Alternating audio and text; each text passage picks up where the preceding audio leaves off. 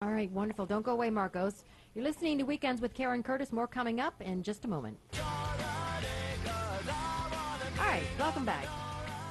Talking about the Tea Party allegedly being racist, we have Marcos Sendon from SouthFloridaConservative.com. And that whole thing this week with Shirley Sherrod, the president taking time away from our financial nightmare, our joblessness, to actually call this woman up and apologize. I mean, it's mind-boggling. Well, I think that here they got caught once again because in the hypersensitivity that is apparently race relations at the White House, they did not even bother to look at the entire feed from a conference that the NAACP has completely before they made the decision. In fact, I found it comical that they were blaming Fox News for instigating this whole incident, while Fox News didn't even air an iota of the whole incident until after she was fired. Right, and then, of course, Bill O'Reilly said, yeah, he did take it out of context himself, but it's not the train that's powering the locomotive here. I mean, that's not what Absolutely happened. It's totally a sensitivity to race.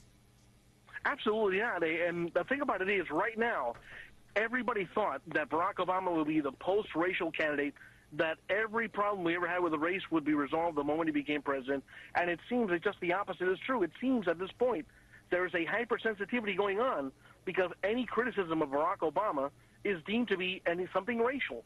And let me remind everybody that George W. Bush, while he was 8 years in office, endured criticism of the most severe sort I have ever heard in this nation. And nobody was complaining about the fact that you had a First Amendment right to disagree with the policies of George W. Bush. Now, this hypersensitivity with Barack Obama is ludicrous, in my opinion, because it seems like the anointed one cannot be criticized in any way, shape, or form just because of the fact that he is black. The fact that he was black and he was elected is a great thing for this country, right, because it does prove that we are a nation that has moved beyond the issue of race to a great extent. Is there discrimination still going on? Yes, there is, and I bet you can find it in certain quarters of this country. But here is the thing that we in the Tea Party espouse as well.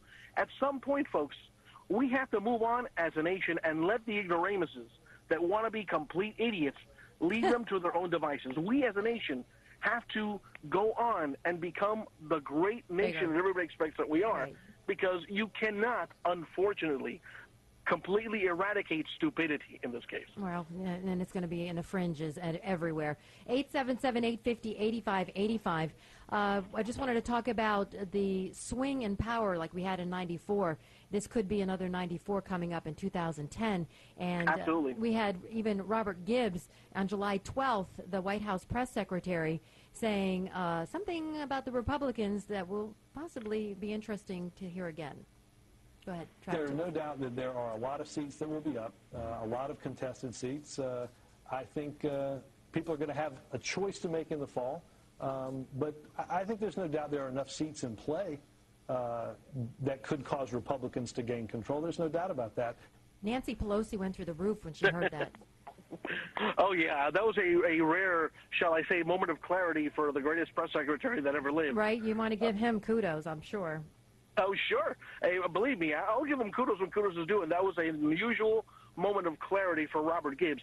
And I believe that he is on the right track because the purge, shall we say, of 1994 may be puny by comparison because of the fact that at this point Congress has the lowest approval rate since records have been kept since 1973. Wow.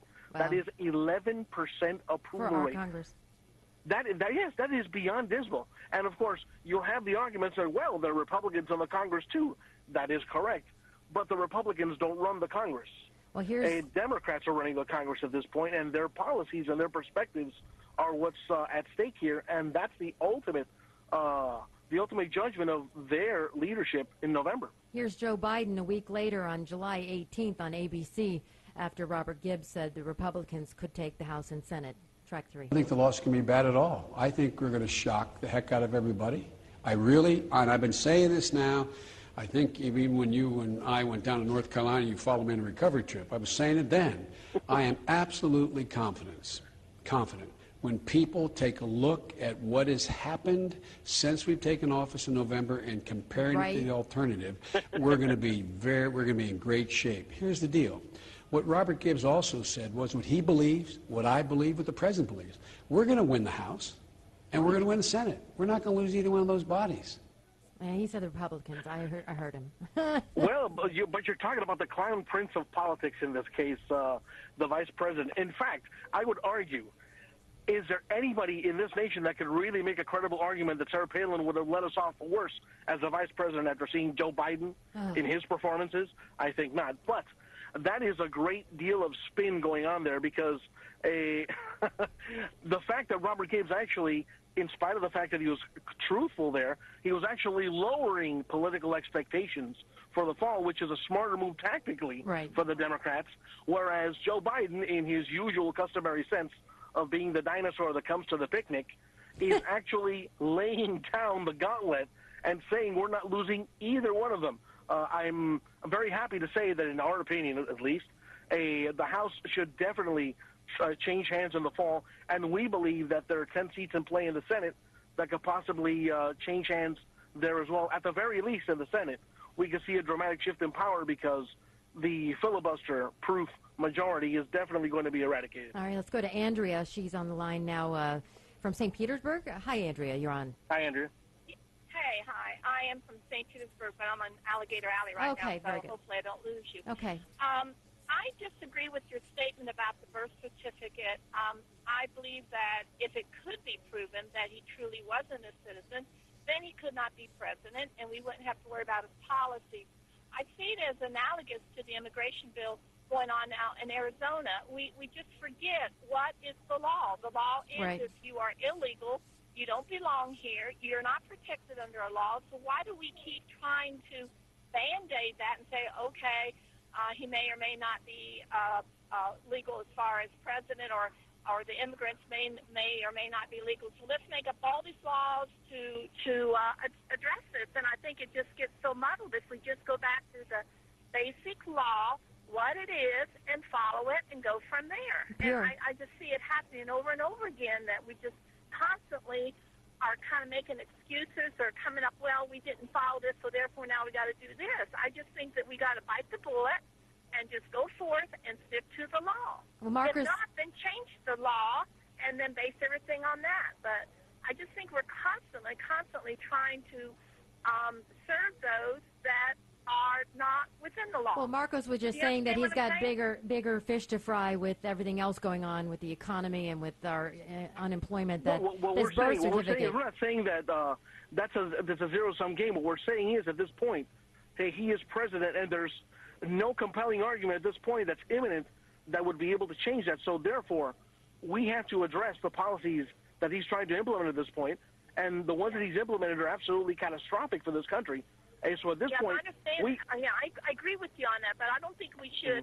I don't think we should just forget the fact that there seems to be a doubt about that, because no, I didn't say that we should absolutely forget it. What I'm saying is, at this point, constitutionally, the greater danger is the overt change that he's doing in the legislative process that can bring down this republic. Well, let me ask you, what would your thought be if we truly, all at once, a legit birth certificate appeared, no one could argue that it wasn't his, and said that he wasn't born in the United States? What do you think how that would be handled? Well, if that was the case, I mean, we would be having a different argument. Don't forget that it was perfectly okay for liberals to question whether or not John McCain was actually eligible to become president, vis-a-vis the fact that he may or may not have been born on a military base. Right. So I agree that, if there's something viable that can be found, we should go forward with it. The problem is, what I don't want is for us to be in search of that viable option and lose sight of the fact that we have to fight them legislatively as well. So I think we're on the same side. All right, thank you. Just I think that at this point, we have to address what's going on legislatively as well. Thank you. Andrea, thank you. Marco Sendon, SouthFloridaConservative.com. You're listening to Weekends with Karen Curtis. We'll be right back.